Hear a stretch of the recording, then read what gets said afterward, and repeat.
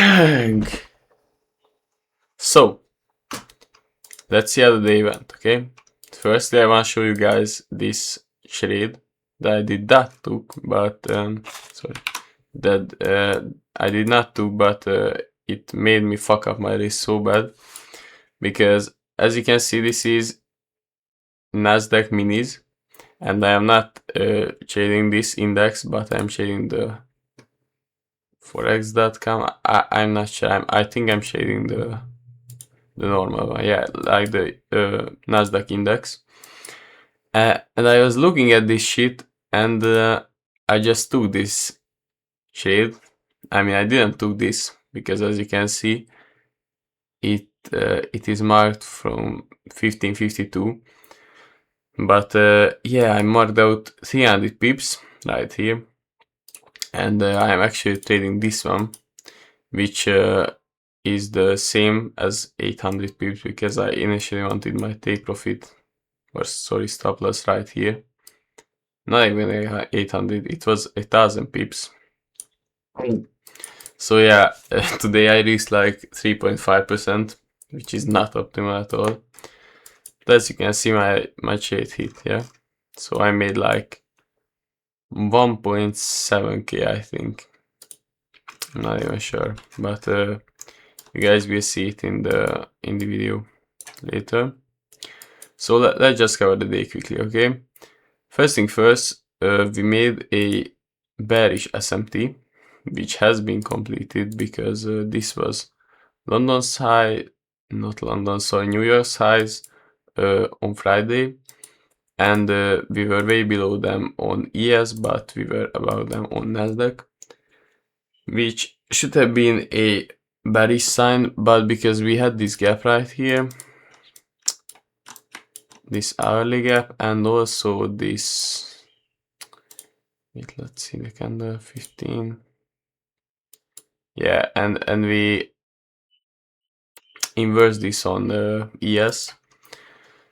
It was looking like an obvious bearish down chase or a down move, but this SMT basically got completed from, obviously, just to quickly cover the SMT, it is from this high to this high, okay? And in order to complete this, you have to measure the exact same highs, which should be like right here, but it's irrelevant in our case, okay? And the high has a low, and it's the whole range is low, okay? So for this highs low, it's this highs, so what the fuck am I even saying, okay? This high has this low for this whole range, and we have completed the SMT when we are hitting this low. Am I being too loud? Should I like make it 3 decibels?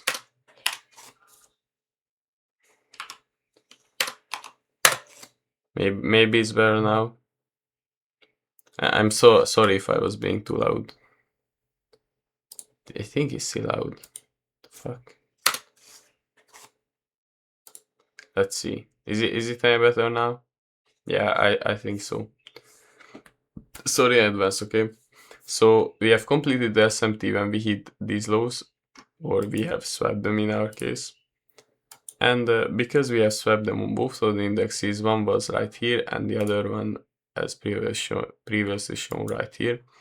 Because we have swapped both of them, and London was a manipulation reversal, it was looking like a nice long.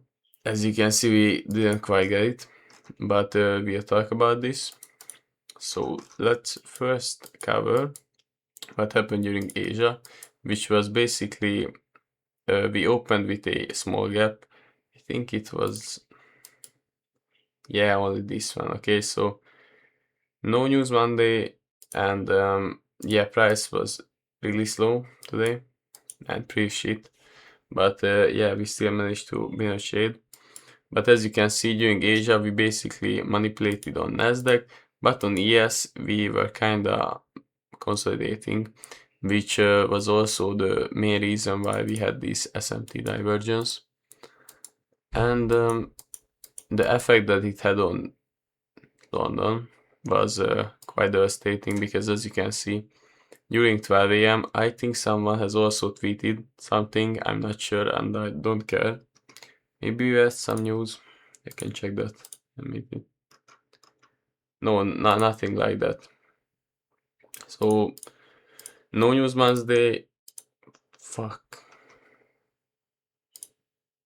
Yeah, so no News Monday and no, quite a jailbreak. How do you say this? Joe. Yeah, I'm not sure about this word, but no News Monday, and yeah, during 12 a.m. someone must have posted something. I'm not sure, but you guys can write it down. And we have also completed the SMT with this same move, so it's not relevant from now on. And yeah, it was a manipulation reversal of this sweep, and also this fair value gap, which was right here, and we also had this on Nasdaq, which was way above the other one.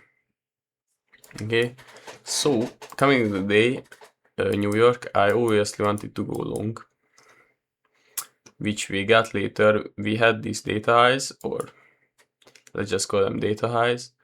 We had London highs and relatively close Asia highs, and we had these London lows for a key target, and nothing else really. So this also looked like a great opportunity for longs, but let's quickly cover. So today I can't really talk about much things I have done, because it was a shit trading day and prices moved really slow, but I took my trade on Nasdaq, and 2 minutes after the close of this hourly gap, or this hourly candle, sorry, and because this hourly candle has closed above this gap, basically inversed it, then it was a very nice sign for me to go long. And because we have also, well, we were in a downtrend on the hourly, but on the 4 hour at that time we were still in an uptrend, and we are still in an uptrend for 20 minutes, unless we close under that low. Yeah, the same for ES. But yeah, so the 4 hour was bullish, the hourly was bearish, but because we had this 1 hour inverse fair value gap, and we have also disrespected this 15-minute gap, also a 30-minute gap, as you can see. But one thing to keep in mind is that on ES we have respected this same gap, which we have inversed on Nasdaq, but for the most part I didn't really care about this at the time, because these highs were very close.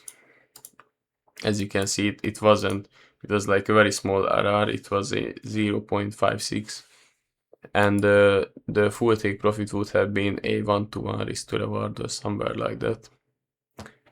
But yeah, sorry, it was my mom. So after the inverse value gap, I was just basically sitting here looking at the charts, and I got home during this time, and that's also the same reason why I had my shade on the minis, and that's why my risk was fucked up, because I just quickly got to the computer and started adjusting my shit, and it made me calculate my risk somewhere else. But yeah, it turned out in my favor. But you guys should never do this. Neither do I. But yeah, basically just watching this chart, I wanted it to break out of this gap, which we had right here.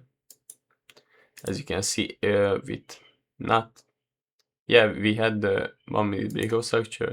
It was also bullish on the 5 minute. As you can see, we have a previous broken structure right here. So I just waited for this 1 minute equilibrium. I think from this, yeah, from this low, no, from this low up to this low, this high, sorry. And because we have got the fill, also we have filled this fair value gap on the 1 minute right here. I don't know if you guys can see this, but it's pretty shit to see, or hard to see. But because we have filled this fair value gap and also I feel them right here, I just basically waited for the first bullish candle and I entered my trade right there. And yeah, it looked pretty scary, but I waited for 40 minutes. God damn. Yeah, it shouldn't take that long.